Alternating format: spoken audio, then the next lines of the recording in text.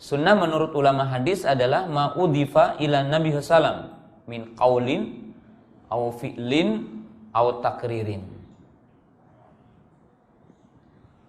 Sunnah menurut ulama hadis adalah setiap yang datang dari Nabi sallam, baik ucapan beliau atau perbuatan beliau atau berupa persetujuan beliau,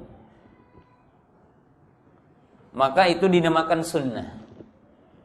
Maka ini lebih kepada menyebutkan syariat ya. Nanti akan ada kaidah setelahnya.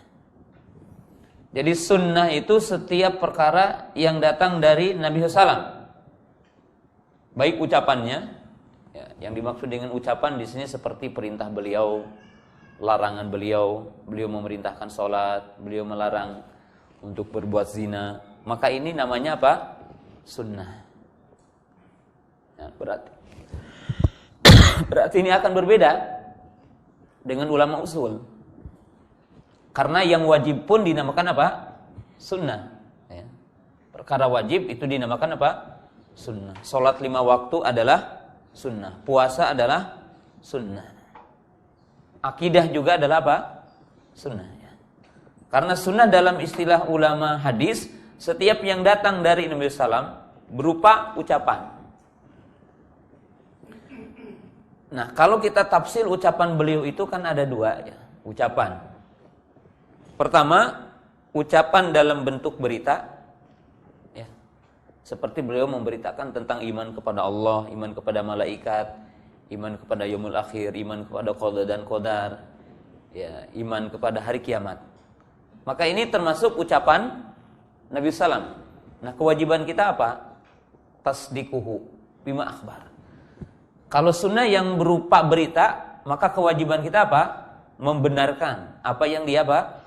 Beritakan. Yang kedua, ucapan itu berupa awamir awanawahi, di mana ucapan beliau itu berupa perintah atau larangan.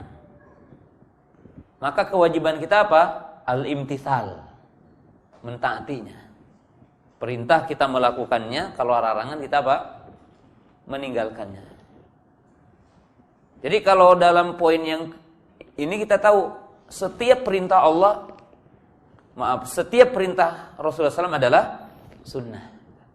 Mau perintah sholat, perintah zakat, perintah puasa, perintah haji, perintah jihad, itu semua adalah sunnah. Nanti akan lebih jelas setelah ini. Yang kedua adalah berupa perbuatan beliau. Jadi berupa perbuatan beliau.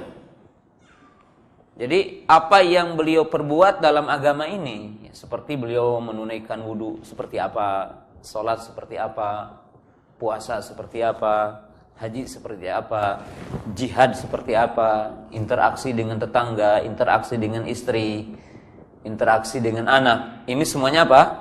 Sunnah. Contoh, sunnah ke WC, sunnah makan, sunnah minum, sunnah menikah, sunnah berdagang, semuanya. Karena seluruh interaksi Nabi SAW yang berkaitan dengan perbuatan, yang itu adalah berupa syariat, itu namanya sunnah.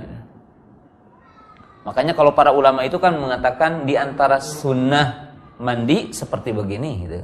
Di antara sunnah wudu seperti begini. Di antara sunnah menikah seperti begini. Sedangkan yang ketiga masuk padanya apa?